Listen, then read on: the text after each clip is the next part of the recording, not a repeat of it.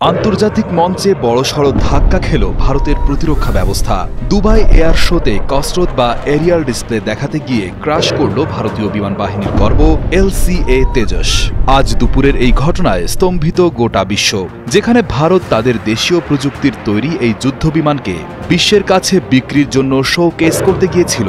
ঠিক সেখানেই হাজার হাজার দর্শকের সামনে এই ভয়াবহ দুর্ঘটনা নিঃসন্দেহে ভারতের জন্য একটি লজ্জার কারণ হয়ে দাঁড়িয়েছে। ঘড়ির কাঁটায় তখন স্থানীয় সময় দুপুর 2:10।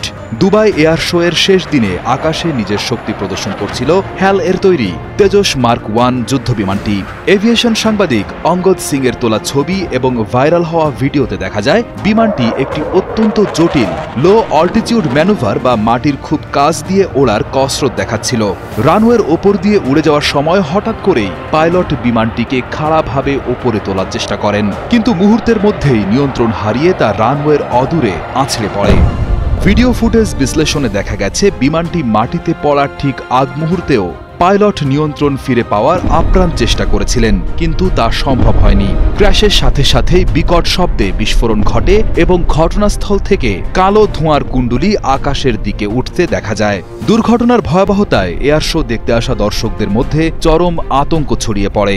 ইন্ডিয়া টুডের রিপোর্ট অনুযায়ী বিস্ফোরণের শব্দে উপস্থিত নারী ও শিশুরা ভয়ে ছোটাছুটি শুরু করে। পুরো এলাকা জুড়ে সাইরেন বেজে ওঠে এবং ইমার্জেন্সি রেসপন্স টিম দ্রুত ঘটনাস্থলে পৌঁছে আগুন নেভানোর কাজ শুরু করে।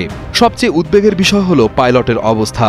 এনডিটিভির বিশ্লেষণে বলা হয়েছে, ভাইরাল হওয়া ভিডিওতে ইজেকশনের বা প্যারাশুটের কোনো স্পষ্ট দৃশ্য দেখা যায়নি, অর্থাৎ পাইলট বিমান থেকে নিরাপদে বেরিয়ে আসতে পেরেছেন কিনা এ নিয়ে এখনও গভীর ধোঁয়াশা এবং আশঙ্কার সৃষ্টি হয়েছে। তবে স্বস্তির খবর হলো বিমানটি দর্শকদের গ্যালারি থেকে বেশ কিছুটা দূরে ফাঁকা জায়গায় বিধ্বস্ত হওয়ায় সাধারণ মানুষের কোনো ক্ষতি হয়নি।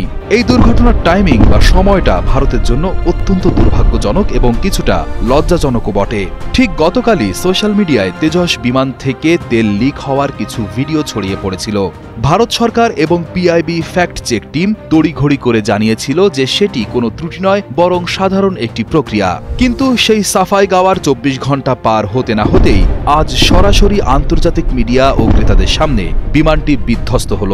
আন্তর্জাতিক এয়ার শো মূলত এমন একটি জায়গা যেখানে দেশগুলো তাদের সামরিক শক্তি এবং প্রযুক্তির বিজ্ঞাপন দেয়। সেখানে তেজসের মতো একটি ফ্ল্যাগশিপ প্রজেক্ট, যাকে ভারত, আর্জেন্টিনা, মিশর এবং ফিলিপাইনের মতো দেশের কাছে বিক্রি করার চেষ্টা করছে, তার এই দশা নিঃসন্দেহে ভারতের মেড ইন ইন্ডিয়া এবং প্রতিরক্ষা রপ্তানির স্বপ্নে বড় আঘাত। এটি তেজস বিমানের ইতিহাসে দ্বিতীয় দুর্ঘটনা। এর আগে 2024 সালের মার্চ মাসে রাজস্থানের জয়সালমীরে একটি তেজস বিধ্বস্ত হয়েছিল। কিন্তু আজকের ঘটনাটি অনেক বেশি তাৎপর্যপূর্ণ, কারণ এটি ঘটেছে বিদেশের মাটিতে, যেখানে চীন এবং পাকিস্তানের মতো প্রতিদ্বন্দ্বী দেশগুলো তাদের যুদ্ধবিমান J-10 এবং JF-17 প্রদর্শন করছে। এমন প্রতিযোগিতামূলক বাজারে তেজসের এই ব্যর্থতা ক্রেতা দেশগুলোর মনে আস্থার সংকট তৈরি করতে পারে।